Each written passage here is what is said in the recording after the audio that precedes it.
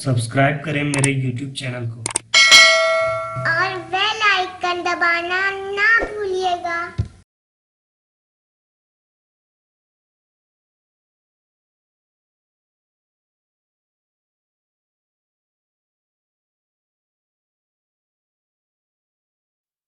Are you ready? Yes. Okay. Okay. I'm going ahead with question number 3. First you read the question number 3. This is going to be the last question. थक गए हम भी, बड़ा time लगता है इसको बताने में, थोड़ा आदत नहीं है ऐसा। क्वेश्चन नंबर 3 को आप पहले पढ़ लीजिए, 1 मिनट का समय दे रहे हैं आपको, पढ़ लीजिए, क्योंकि बिना पढ़े समझ नहीं है।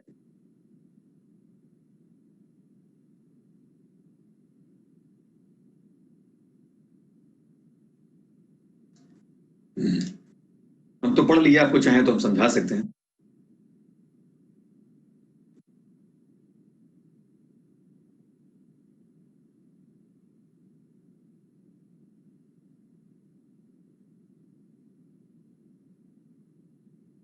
So I am reading the question that a force P acts along the x-axis, axis of x, मतलब x-axis, and another force N into P along a generator of the cylinder x square plus y square equal to a square. और फिर आपको central axis का equation निकालना है, basically यही है। यहाँ पर भी पिछले क्वेश्चन की तरह से दो फोर्स है, क्वेश्चन को हम समझा रहे हैं। I've started explaining the equation. Here also you are getting two forces. The first force is P. P किधर एक्ट कर रहा है? एक्स एक्सिस पे एक्ट कर रहा है। एक्स एक्सिस का इक्वेशन क्या हो जाएगा? x minus 0 by 0 by 1, sorry, x minus 0 by 1, y minus 0 by 0, z minus 0 by 0। ये हो जाएगा एक्स एक्सिस का इक्वेशन, जिसके अलोंग में फोर्स P एक्ट कर रहा है। दूसरा वाला जो फोर्स है, उसका जो वैल्यू है वो n इंटू पी है, उसका जो मैग्नीट्यूड है वो n इंटू पी, यानी p का n टाइम्स है। जो पहला वाला फोर्स एक्स एक्सिस के अलोंग में लग रहा है, उसका n टाइम्स है, n इंटू पी। और वो किसके अलोंग में लग रहा है? It is acting along a generator of the cylinder x square plus y square equal to a square. अब आप देखिए कि ये जो सिलेंडर लिखा हुआ है, लेकिन ये सिलेंडर जो है वो क्या है? X square plus y square equal to a square है। ये तो सर्किल का इक्वेशन होता है, याद है ना? तो ये सर्किल का इक्वेशन है, x square plus y square equal to a square, लेकिन चूंकि 3 डायमेंशन की बात है, सिलेंडर का बात है, इसलिए इसमें जो जेड एक्सिस होगा वो सिलेंडर का एक्सिस हो जाएगा। यानी आप सोचिए कि जमीन पे, यानी एक्स वाई एक्सिस जमीन पर है, मान लीजिए हॉरिजॉन्टल एक्स वाई एक्सिस, उसका सेंटर जो हो गया ये x square plus y square equal to a square का सेंटर क्या हो जाएगा? ओरिजिन हो जाएगा 0 0। अगर हम 3D में का बात करें तो 0 0 0 उसका सिलेंडर हो जाएगा सर्किल का, और उसका रेडियस हो गया a। अब वही सर्किल को आप ऊंचा उठा दिए, जिसमें एक्सिस मान लीजिए जेड एक्सिस को, तो जो सिलेंडर बना, वही सिलेंडर यहाँ पर जो नाम दिया x square plus y square equal to a square, वो सिलेंडर है जिसका बेस जो है वो सर्किल है x square plus y square equal to a square. उसको आप मान लिए एक्स वाई एक्सिस कह दें, तो जो जेड एक्सिस है जो परपेंडिकुलर है एक्स वाई एक्सिस के, वो आपका एक्सिस ऑफ द सिलेंडर है। अब उस सिलेंडर का जनरेटर मतलब समझते हैं ना, जो आउटर सरफेस है, जो सिलेंडर का आउटर सरफेस है, उस पर कोई भी एक वर्टिकल लाइन ले लीजिए, वर्टिकल लाइन। जनरेटर का मतलब वर्टिकल लाइन, मतलब एक्सिस के parallel, take any line parallel to the axis upon the cylinder, कहीं पर भी ले लीजिए आप। तो ये जो एनपी है, उस जनरेटर, कोई एक जनरेटर मान लिए, उसके अलोंग में एक्ट कर रहा है। आपको एक और बात बताते हैं कि पैरामीट्रिक इक्वेशन आपको सर्किल का याद होगा, x square plus y square equal to a square का पैरामीट्रिक इक्वेशन होता है एक्स बराबर ए कॉस थीटा, वाई बराबर ए साइन थीटा, याद है?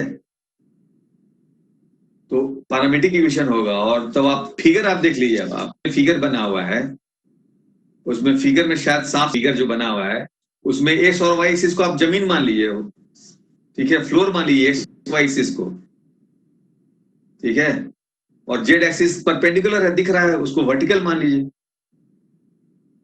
और जनरेटर वहां पर एक लाइन बना हुआ है, आपको जो सिलेंडर है उस पर एक लाइन बना हुआ है जिसका लोएस्ट पॉइंट जो है उसका कोऑर्डिनेट लिखा हुआ है, उसका कोऑर्डिनेट लिखा हुआ है a cos theta comma a sin theta, और तीसरा कोऑर्डिनेट लिखा, चूंकि 3D की बात है तो तीसरा कोऑर्डिनेट 0 लिखा हुआ है। 0 क्यों लिखा हुआ है? क्योंकि ये XY प्लेन में है, ये सबसे नीचे वाला पॉइंट लिया हुआ है, XY प्लेन में है तो वहां Z का वैल्यू क्या होगा? 0। इसलिए जो सबसे एक पॉइंट लिखा हुआ है a cos theta a sin theta comma तीसरा वाला 0 है 3 डायमेंशन में। और ये जो वर्टिकल लाइन जहां वहां पर खींचा हुआ है उसके अलॉन्ग में जो फोर्स एक्ट कर रहा है वो NP है, N इंटू पी, P का N गुना। अब आपको हम बता दें कि ये जो जनरेटर है जिसका एक पॉइंट है a cos theta a sin theta और 0, तो निश्चित रूप से इसका इक्वेशन क्या हो जाएगा? x minus a cos theta ऊपर में एंड डिवाइडेड बाय कितना? 1 is equal, sorry, divided by कितना हो जाएगा? 0। यहां हम ले रहे हैं वर्टिकल ले रहे हैं ना, जेड एक्सिस ले रहे हैं, divide by 0, x minus a cos theta by 0, y minus a sin theta by 0 और z माइनस 0 क्योंकि लास्ट वाला कोऑर्डिनेट 0 है, z1 0 है, डिवाइडेड बाय 1। जेड एक्सिस का डायरेक्शन कोसाइन 0 0 1 होता है। ठीक है, तो यहां पर आप दो फोर्स है, देखिए फिर से हम बता रहे हैं, दो फोर्स है, एक जनरेटर के अलॉन्ग में NP, जनरेटर के अलॉन्ग में NP, वहां पर क्या है? उसका इक्वेशन है x minus a cos theta by 0, y minus a sin theta by 0, z minus 0 by 1। और दूसरा फोर्स लग रहा है P जो x एक्सिस के अलॉन्ग में लग रहा है वो, और उसका x एक्सिस का इक्वेशन है x minus 0 by 1, y minus 0 by 0, z minus 0 by 0। अब इसका कंपोनेंट अगर हम लिखेंगे, कंपोनेंट अगर हम NP का ले रहे हैं, पहले NP का लिख लिया, यहाँ पे लिखा हुआ जिस ऑर्डर में वही लिख रहे हैं। NP का अगर हम लेंगे तो NP का क्या हो जाएगा? देखिए डायरेक्शन कोसाइन को भी देखना होगा, जो 0 0 1 है तो क्या हो जाएगा? 0 इंटू NP मतलब 0, फिर 0 इंटू NP मतलब 0 और 1 इंटू NP मतलब NP, यानी x1 y1 z1 जो है वो हो जाएगा 0 0 और NP। और सेकेंड वाला फोर्स P के लिए जो x एक्सिस के अलॉन्ग में लग रहा है उसके लिए लिखेंगे तो 1 into P, 0 into P and 0 into P, यानी x2 y2 z2 हो जाएगा P, 0, 0, x2 y2 z2 हो गया।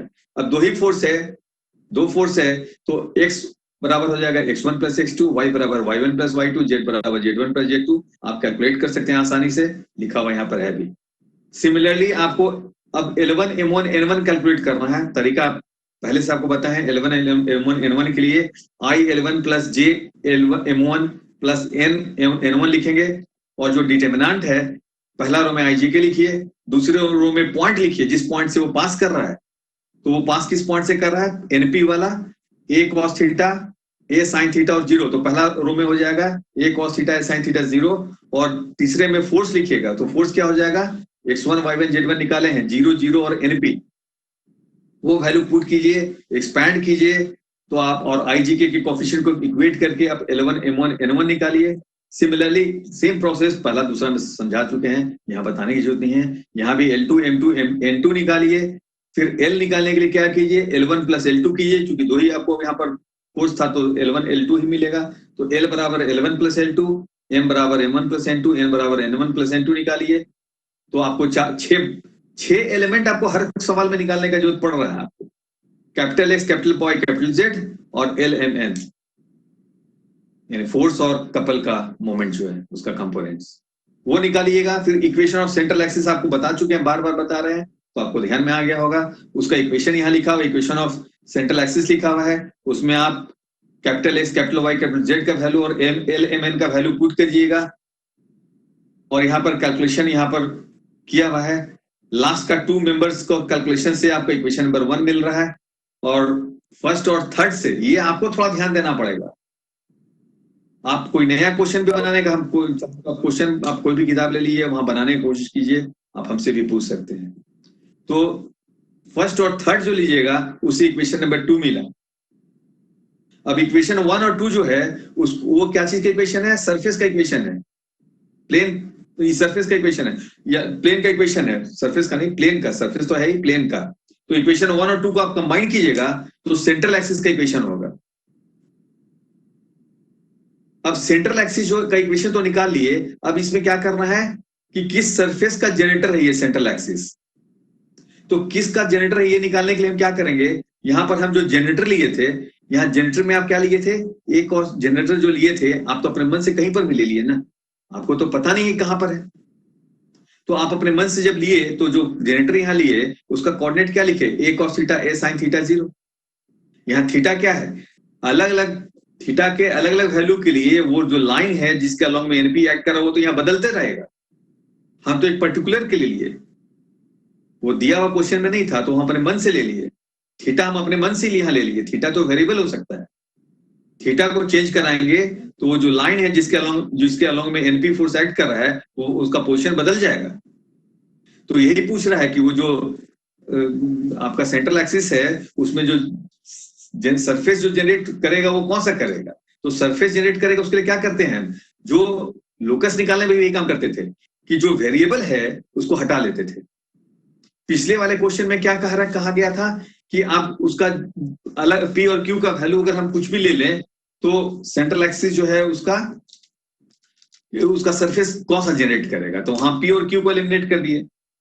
यहाँ पर वेरिएबल कौन सा है, यहाँ वेरिएबल थीटा है, थीटा हम अपनी मर्जी से लिए थे, क्वेश्चन में कहीं दिया हुआ नहीं था। तो इक्वेशन 1 और 2 में थीटा को हम क्या करेंगे, एलिमिनेट कर देंगे। तो थीटा को एलिमिनेट करना जो है वो आपका टास्क है। तो पहला वाला में कॉस थीटा है, दूसरा वाला में साइन थीटा है, उसको एलिमिनेट करने के लिए क्या करना होगा, साइन थीटा कॉस थीटा का वैल्यू अगर आपको पता है तो आप जानते हैं identity sine square theta plus cos square theta equal to 1। Sine square theta में साइन का वैल्यू पुट करिए इक्वेशन नंबर 2 से, कॉस थीटा का वैल्यू इक्वेशन पुट करिए इक्वेशन 1 से, सिंप्लीफाई कीजिए तो जो आपको सरफेस मिलेगा वही उस जनरेटर का सरफेस होगा। कैलकुलेशन करके आप खुद से देख ले सकते हैं और करके रखिएगा तो बेहतर रहेगा, थोड़ा आपका हैबिट भी होना चाहिए कैलकुलेशन करने का, क्योंकि फाइनल क्वेश्चन में जब एग्जामिनेशन होगा तो वहां आपको करना पड़ेगा। आगे का क्वेश्चन में हमको टाइम कम लगेगा क्योंकि हम देखिए हम आपको पहले से बता रहे हैं भाई आप लोग तैयारी करके आइएगा, क्योंकि आज 3 ही क्वेश्चन बता पाए, अभी शायद 7-8 क्वेश्चन बचा होगा तो सब क्वेश्चन नहीं भी कर सकते हैं।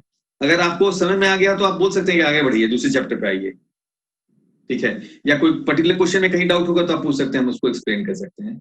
हम अगले क्लास में क्या नहीं करेंगे, अगले क्लास में हम ये जो एक्स वाई कंपोनेंट निकालना है ना, एक्स वाई जेड और एलएमएन, ये नहीं बताएंगे।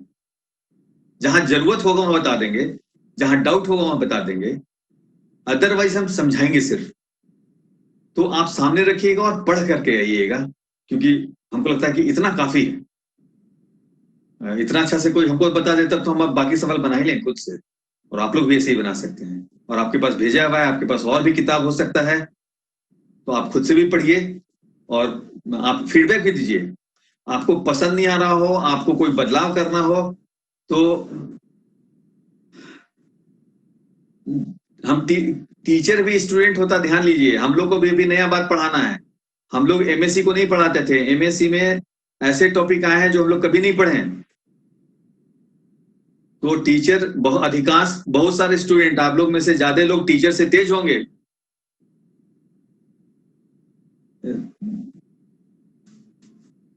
इसलिए अपने आप को आपको समझना है इस बात को कि आप ही को तो पढ़ाना है ना, आप इसके बाद आप ही पढ़ा सकते हैं।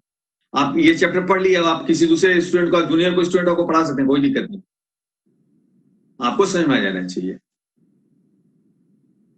हम यहाँ पर जो कमियां उसके लिए बोल रहे हैं, आपको यहाँ पर अच्छा के लिए नहीं बोलेंगे, अच्छा पढ़ा रही है मत बोलिएगा, खराब पढ़ा रहे हैं, कमी कहाँ पर है। आप हो सकता है कि हम फास्ट बता रहे हो या बात समझ नहीं आ रही, या आपको कोई किसी भी तरह का कमी हो तो बताइए, और आगे भी बता सकते हैं। आप चाहे तो व्हाट्सएप पे लिख सकते हैं, कोई शेयर कर सकता है किसी भी तरह का दिक्कत, ठीक है। तो आज का क्लास को यहाँ एंड करेंगे, कल भी क्लास होगा और कोशिश करेंगे कल की क्लास में इसको कंप्लीट करने का,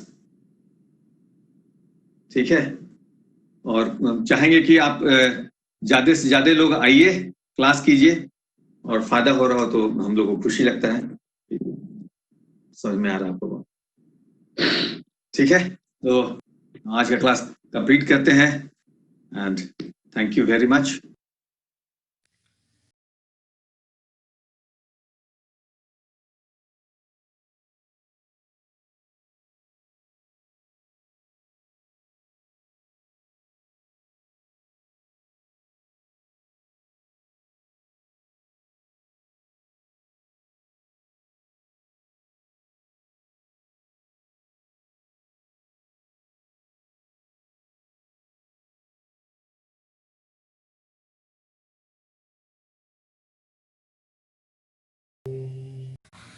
सब्सक्राइब करें मेरे YouTube चैनल को और बेल आइकन दबाना